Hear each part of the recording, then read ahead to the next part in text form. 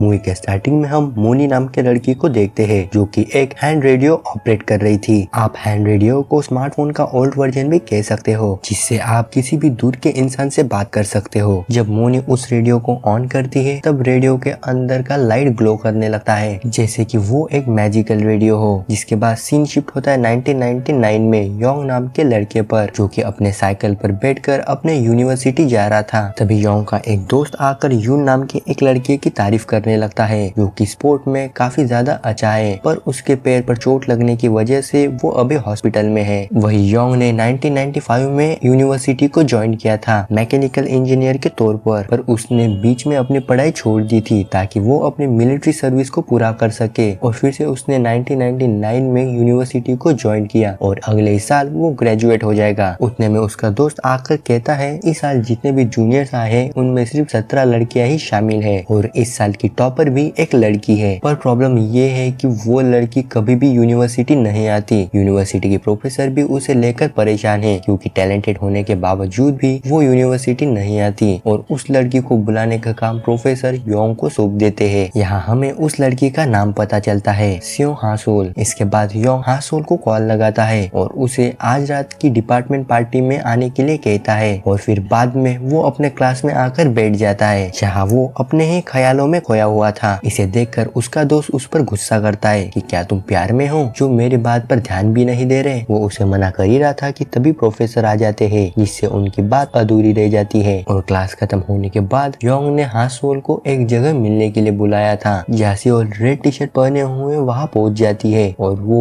Yong का इंतजार कर रही थी। तभी योंग भी वहाँ पहुँच जाता है जो दोनों भी एक दूसरे को देखकर पहचान जाते हैं। सियोल को देखकर योंग शर्मा ही जा रहा था जबकि उसका फोन बार बार रिंग कर रहा था। बाद में सियोल उसे अपना फोन पिकअप करने के लिए कहती है। फोन के दूसरी ओर उसके डैड होते हैं जो उससे पैसे मांग रहे थे, पर योंग फोन को कट कर देता है और सियोल योंग को बताती है कि उसे एक क्लब ज्वाइन करना है, पर वो कंफ्यूज है कि उसे कौन सा क्लब ज्वाइन करना चाहिए, इसलिए वो योंग से मदद मांगती है। इस पर योंग उसे मना नहीं कर पाता और वो उसकी मदद करने के लिए मान जाता है। बाद में वो दोनों अलग अलग क्लब्स को एक्सप्लोर करते हैं, पर सियोल को कोई भी क्लब पसंद नहीं आता। इसके बाद वो दोनों वहाँ से जाने लगते हैं कि तभी उसे एक रेडियो दिखता है जिसे देखकर सियोल उसके पास जाने के लिए दरवाजा ओपन करने का ट्राई करती है, पर दरवाजा लॉक होने की वजह से वो अंदर नहीं जा पाती। साथ ही उसे हल्का सा करंट भी लगता है, जिस पर सियोल कहती है कि उन्हें किसी सीनियर की जरूरत होगी जो इस डोर को ओपन कर सके और साथ ही उसे ये रेडियो चलाना सिखा सके। तभी योंग को याद आता है कि ये रेडियो यून का है और उसे ये ऑपरेट करना आता है, पर योंग ये बात सियोल को नहीं बताता। फिर ये सब डिपार्टमेंट पार्टी के लिए चले जाते हैं जहाँ सियोल के जैसे ही और भी फ्रेशर्स होते हैं उनके ही क्लास के, जो योंग से पूछने लगते हैं कि उन्हें ग्रेजुएशन के बाद क्या करना चाहिए, पर योंग के पास इसका कोई जवाब नहीं होता, इसलिए वो चुपचाप बैठा था। तभी उन लोगों को बातें करता देख उनके ही क्लास का योंग का एक दोस्त सियोल का मजाक उड़ाने के लिए उनके सामने आ जाता है। क्योंकि वो नशे में था इसलिए वो सियोल से पूछता है कि उसे इतने ही अच्छे मार्क्स मिले हैं तो उसने मैकेनिकल इंजीनियरिंग ही क्यों चुना। इस पर सियोल उसे कहती है कि उसे मैकेनिकल इंजीनियरिंग में इंटरेस्ट था इसलिए उसने इसे चुना, पर फिर भी वो लड़का उसका मजाक उड़ाने लगता है। योंग भी उसे रोकने की कोशिश कर रहा था, पर उल्टा वो लड़का योंग को ही सुना देता है। ये सब सुनकर सियोल चुप नहीं रहती और वो उसका मुंह बंद कर देती है। योंग उसे ऐसा करते देख वो भी हैरान था कि इतनी शांत लड़की ऐसा भी कर सकती है। जिसके बाद सियोल वहाँ से चली जाती है और योंग भी उसके पीछे पीछे चला जाता है और फिर रास्ते में दोनों वॉक करते करते बातें कर रहे थे। सियोल योंग से कहती है कि आज रात चंद्र ग्रहण लगने वाला है और फिर योंग कल अपने साथ लंच पर चलने के लिए उससे पूछता है और फिर योंग यून के पास जाता है उस रेडियो की बात करने के लिए। यहाँ पर यून योंग से मोंग के बारे में पूछता है। मोंग को बचाते ही यून के पैर पर चोट लगी थी। दरअसल मोंग एक टर्टल है जो अभी योंग के पास है ताकि वो उसका ध्यान रख सके। वहाँ से वो उस रेडियो को लेकर अपने घर आ जाता है और अगले दिन ये दोनों दोबारा से मिलते हैं जहाँ सोल योंग से कहती है कि IMF क्राइसिस की वजह से कोरिया की इकोनॉमी गिर गई है जिसकी वजह से बहुत सारी कंपनीज बर्बाद हो गई और उसमें उसके पापा की कंपनी भी बर्बाद हो गई थी, इसलिए वो हर हाल में एक बड़ी कंपनी को ज्वाइन करना चाहती है ताकि वो पैसे कमाकर अपने फैमिली को मैनेज कर सके। साथ ही वो जिस कंपनी में ज्वाइन होना चाहती है वो वही कंपनी है जिस कंपनी की वजह से उसके पापा की कंपनी बैंकरप्ट हुई थी और इन्हीं सभी वजहों की वजह से उसने मैकेनिकल इंजीनियर को चुना है। सोल की बातें सुनकर योंग बिल्कुल ब्लैंक हो गया था क्योंकि उसने ये उम्मीद नहीं की थी कि सोल अपने सपनों को लेकर इतनी सीरियस होगी। और फिर सोल योंग से भी पूछती है कि उसका सपना क्या है, पर योंग ने कुछ भी डिसाइड नहीं किया था कि उसे फ्यूचर में क्या करना है। तभी गलती से उसके मुंह से निकल जाता है कि उसका सपना है सोल को किस करना। ये कहने के बाद योंग को एम्बैरेसमेंट फील होने लगता है और वो किसी तरह से बहाना बनाकर वहाँ से निकल जाता है। और घर जाकर वो बहुत ज्यादा शर्मिंदा हो रहा था कि उसने ये क्या कह दिया कि तभी उस रेडियो से किसी लड़की की आवाज आती है और वो लड़की रेडियो पर कहती है कि उसे भी ये रेडियो यूज करना नहीं आता और वो इस रेडियो को यूज करना एक बुक के जरिए सीख रही है। पर किम को मालूम नहीं था कि ऐसी कोई बुक भी एग्जिस्ट करती है। और फिर दोनों एक दूसरे को अपना इंट्रो देते हैं और उन दोनों को पता चलता है कि वो दोनों भी सेम यूनिवर्सिटी में है और लड़की का नाम है मोनी, जो कि उनके यूनिवर्सिटी में सोशियोलॉजी के डिपार्टमेंट में है, जिसे प्रोजेक्ट मिला है कि उसे किसी स्ट्रेंजर से बात करके उनका इंटरव्यू लेना है। और इसलिए वो रेडियो पर किसी अननोन आदमी से बात करने का ट्राई कर रही थी। और अब वो योंग से ही अपना प्रोजेक्ट कंप्लीट करने के लिए मदद मांगती है। योंग भी उसकी मदद करने के लिए तैयार हो जाता है, पर वो उससे उस बुक को मांगता है जिसकी मदद से वो ये रेडियो ऑपरेट करना सीख सके। मोनी भी इस बात पर मान जाती है और दोनों स्टूडेंट हॉल के बाहर मिलने के लिए 12 बजे का टाइम सिलेक्ट करते हैं। और अगले दिन योंग बताए गए टाइम और लोकेशन पर मोनी का इंतजार कर रहा था। देखते ही देखते शाम हो जाती है, पर वहाँ मोनी आते ही नहीं। और वही दूसरी ओर सेम जगह पर मोनी बारिश में योंग का इंतजार कर रही होती है। जहाँ योंग की तरफ धूप है,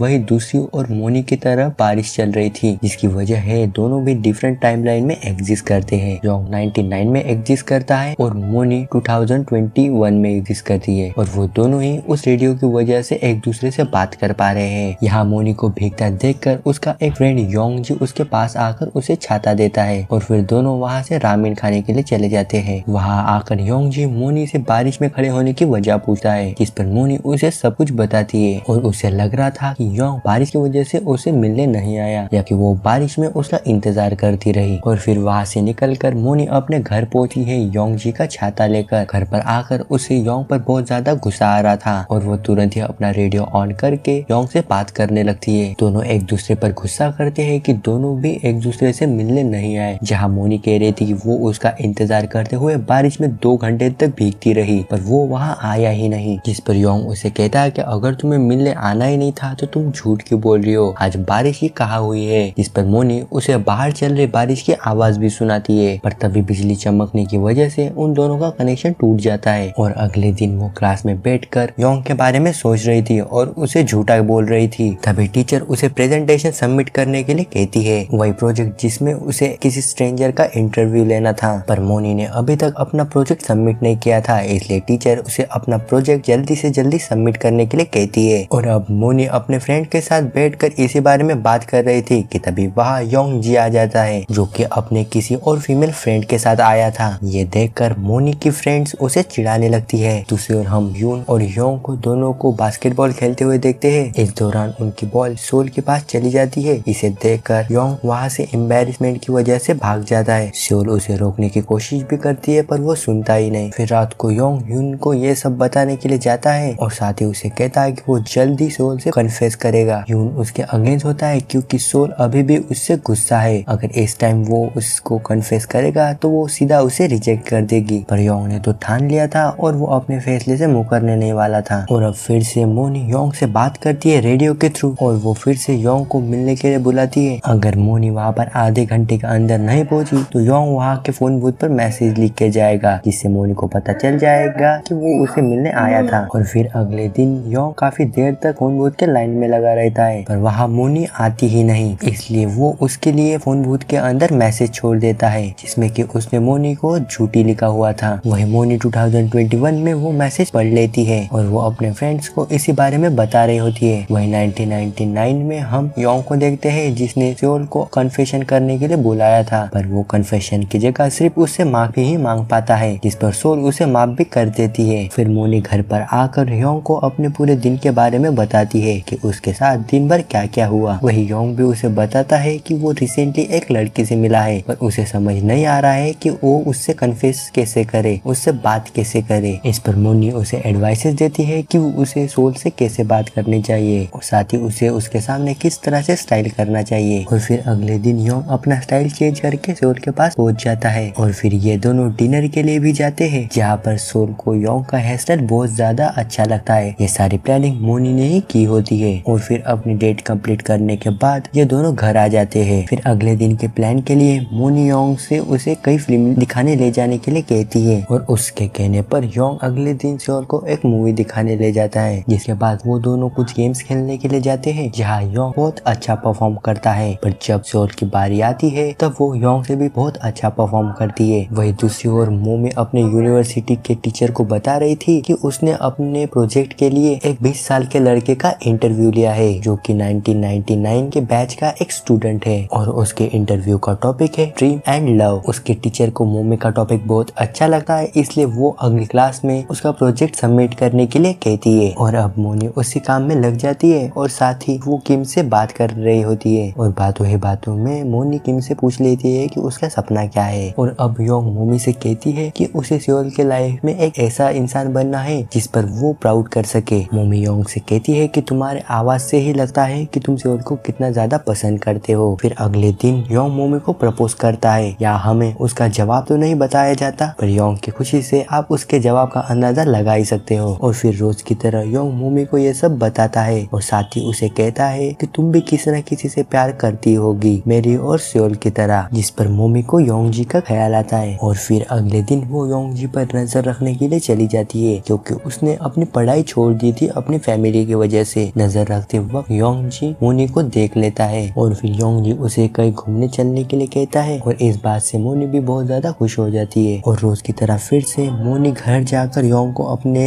पूरे दिन की बातें बताती है और साथ ही वो उसी योंग जी के बारे में भी बताती है कि वो दोनों 7 साल से एक साथ है और तब से मोमी योंग जी को पसंद करती है। इन दोनों को पता ही नहीं चल रहा था कि कब इन दोनों को एक दूसरे का एडिक्शन हो गया है। वो दिन भर रात होने का इंतजार ही करते हैं कि कब रात होगी और वो एक दूसरे से बात कर पाएंगे। फिर मोनी अपना लैपटॉप निकाल कर योंग को यूनिवर्सिटी की वेबसाइट पर सर्च करती है, जिसे देखकर वो उसे बताती है कि सेम ईयर और सेम डिपार्टमेंट से उसके डैड भी ग्रेजुएट हुए हैं। और बाद में वो अपने डैड का नाम यून बताती है। यहाँ योंग को कुछ समझ नहीं आ रहा था कि आखिर ऐसे कैसे हो सकता है जबकि अभी यून और वो सिर्फ स्टूडेंट है। बाद में मोनी योंग से कहती है कि अगर वो उसके डैड को भी जानता है तो वो उसके मॉम को भी जानता होगा और मोनी अपने मॉम का नाम हान सेओल बताती है। ये सुनकर योंग को धक्का लगता है। यहाँ योंग को अभी तक समझ नहीं आया था कि वो और मोनी दोनों डिफरेंट टाइमलाइन से है, तो मोनी उसे समझाती है कि वो दोनों डिफरेंट टाइमलाइन से है। जहाँ वो 1999 में पास्ट में है, वही मोनी 2021 में प्रेजेंट में है और दोनों इस रेडियो की वजह से बात कर पा रहे हैं जो कि उसके डैड का है यानी यून का है। योंग भी पास्ट में मोनी से उसी रेडियो के जरिए बात कर रहा था। योंग को अभी तक मोनी के बात पर विश्वास नहीं हो रहा था, तो मोनी उसे कहती है कि रेडियो के लेफ्ट साइड पर उसे एक स्टिकर दिखेगा, जिसे सुनकर योंग रेडियो पर स्टिकर को ढूंढने लगता है पर उसे वो स्टिकर नहीं मिलता। तो योंग कंफर्म करने के लिए फिर से मोनी से उसके पेरेंट्स का नाम पूछता है, पर बार बार पूछने से फ्यूचर चेंज नहीं होगा। मोनी उसे बताई जा रही थी कि उसके डैड और उसकी मॉम अपने टाइम के फेमस कपल हुआ करते थे। ये सब सुनकर योंग गुस्से से रेडियो की वायर तोड़ देता है। वो समझ नहीं पा रहा था सोल से तो वो प्यार करता है, तो फिर मोनी के पेरेंट्स यून और सोल कैसे हो सकते हैं। और अगले दिन योंग गुस्से में कॉलेज पहुंच जाता है कि तभी वो यून और सोल को एक साथ देखता है, जिसे देखकर वो यून को सोल से दूर करके उसे मोनी के बारे में पूछता है। पर यून को मोनी के बारे में कैसे पता होगा क्योंकि मोनी तो यून और सोल की फ्यूचर में बेटी होगी। तभी योंग अपने मिस्टेक को रियलाइज करता है और सोल को लेकर वहाँ से निकल जाता है। योंग रास्ते में सोल से पूछता है कि वो यून के साथ क्या कर रही थी, जिस पर सोल उसे बताती है कि यून स्टूडेंट काउंसिल का प्रेसिडेंट है, इसलिए उसे काम के सिलसिले में उससे बात करनी पड़ती है। तभी यून वहाँ से गुजर रहा था तो योंग सोल को उसकी तरफ देखने नहीं देता। और फिर हम मोनी को देखते हैं जो योंग के बारे में जानकारी निकालने के लिए यूनिवर्सिटी आई है, पर उसे कुछ भी पता नहीं चलता। दूसरी ओर पास में स्टूडेंट काउंसिल की मीटिंग चल रही थी और योंग सोल के बाजू में आकर बैठ गया था और वहाँ से हटने का नाम नहीं ले रहा था। तभी वहाँ यून पहुंचता है और वो योंग को वहाँ से भगा देता है क्योंकि वो ऐसा करके सोल को अनकंफर्टेबल कर रहा था। इन सब के बीच योंग के मन में एक ही बात चल रही थी कि यून और सोल एक दूसरे के करीब न आ जाए। योंग उन दोनों को करीब आने से रोकने के लिए बहुत सारे अजीब हरकतें करने लगता है। इनफैक्ट दोनों को करीब आने से रोकने के लिए वो यून से झगड़ा भी करता है, पर फिर भी वो उन दोनों को एक दूसरे के करीब आने से नहीं रोक पाता। उसकी अजीब हरकतें और बदला बर्ताव देखकर यून उससे मिलने उसके घर आता है और उसे समझाता है कि वो अपने फ्यूचर और प्यार के बीच कंफ्यूज होता जा रहा है। वो खुद भूल गया है कि वो हमेशा से एक राइटर बनना चाहता था और उसने फोर्स ने मैकेनिकल इंजीनियरिंग डिपार्टमेंट चूज किया था। इसलिए यून उसे अपने सपनों के बारे में सोचने के लिए बोलता है। उतने में वहाँ सोल और उसके बाकी के क्लासमेट आ जाते हैं। सोल योंग के रूम में इतने सारे किताबें देखकर हैरान थी। तभी उसे वो रेडियो दिखता है जिसे वो चालू करने वाली थी।